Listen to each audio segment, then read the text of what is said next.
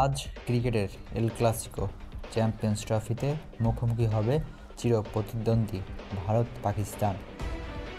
মাঠ ও মাঠের বাইরে দর্শকরা মুখিয়ে থাকে এই ম্যাচটি উপভোগ করার জন্য। বলা বাহুল্য, এই ম্যাচ ঘিরে আইসিসিরও থাকে অন্যরকম উত্তেজনা।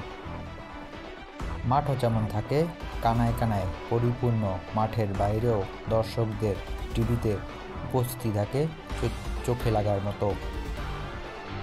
17 সালের চ্যাম্পিয়ন্স ট্রফিতে এই পাকিস্তানের কাছে হেরেই ট্রফি হাতছাড়া হয় ইন্ডিয়ার।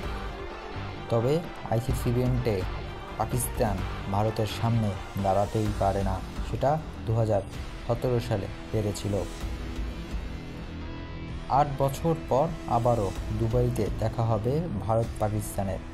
এবার কি পারবে ভারত তাদের প্রতিশোধ নিতে, নাকি পাকিস্তান জিতে যাবে আবারও? ওয়ানডেতে 135 দেখায় 73 বার জিতেছে পাকিস্তান, সেখানে ইন্ডিয়ার জয় মাত্র 57 বার। 5 ম্যাচে কোনো রেজাল্ট হয়নি। আপনার মতে আজকে কোন দল জিততে পারে জানাতে পারেন কমেন্ট বক্সে।